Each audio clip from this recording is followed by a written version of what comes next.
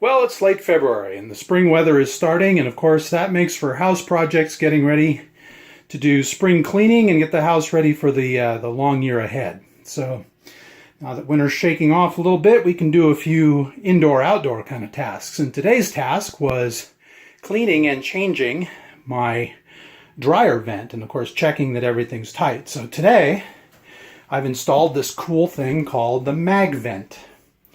So as you can see, we have a somewhat tight angle for our dryer exhaust, and so I ordered this 90-degree MagVent product, and that ring, I put a board up there to back the ring so I can get it mounted at the right height. That ring meets this magnetic ring that goes on the dryer, and when the two get pushed together, that'll snap nice and tight, and I don't have to have everything precisely lined up because it will line itself up pretty easily. And as you can see, my run here is also short. I've mounted the MagVent at an angle so that there's no real twist in or angle in the pipe. It just goes straight out the vent to the outdoors. Cleaned the vent on the outside so that the little trap door opens and closes so we don't get birds or wasps or maybe even a squirrel. Curious squirrel nesting up in there. So all set to go. The last thing I have to do before I put all this back together is I'm going to take that cover plate off down there where the cord goes in, and I'm going to make sure my cord connections are tight. I do that every year. And of course, while I'm at it, I'm going to come over here. Sorry, and the room's a mess because I'm working. And we're at about the 5-year mark on these hoses. So I'm also going to replace these hoses, even though they are braided. They can still break down inside the braiding and leak. And so I'm going to go ahead and replace those this year as well. So let me finish up here on the MagVent install, and I'll show you what that looks like when I'm done. To show you specifically what I did to get the MagVent installed, I took off this old piece of dryer hose. This is the corrugated metal style hose. It's the less fire sensitive, more safe hose. It's a little bit tougher to handle because of course the ends crush like this very easily, and it can be difficult to cut. It's actually easy to cut, but once you cut it, it tends to deform a little, and then it can be hard to get it onto the pipes that you're trying to get onto. But what I did is I was able to make myself a nice clean cut and put it over the edge of this pipe, which is where it goes outside the house, and I have about maybe 2 or 3 inches underneath the pipe here, so a good amount. And then over here on the MagVent side, what I did was I had a piece of scrap plywood. The MagVent, where I needed to mount the MagVent, it was going to be just a little bit above the baseboard trim here. So I used a piece of scrap plywood and just put it in with some drywall anchors. There's no studs behind here in the locations that I cared about for this particular piece of wood.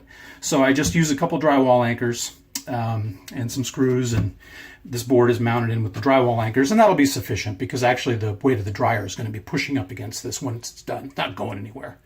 And then I mounted the bracket, and I mounted the bracket just using the center hole, so this can actually turn free.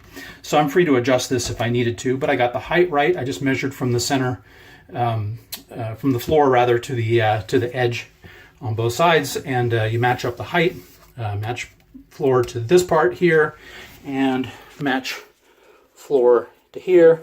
Easy enough to do, and we're all good to go. So that was it. That's all it took to get this thing installed. It's super easy.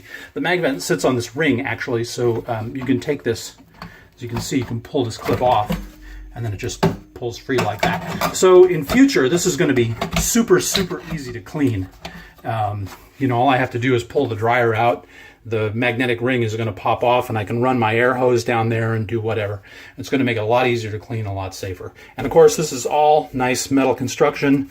The bracket makes a little gap between the metal and the wood, so I'm not worried about the heat, you know, being in direct contact with the wood. It's not. So that's all good. We're all set to go. Let's give it a try. And we can see our dryer is plugged back in, and MagVent is connected. It just snapped right onto the ring down there. Easy as can be. Alright, so our dryer is running nicely. You can see we have a nice tight connection back there between the MagVent, the two parts of the MagVent.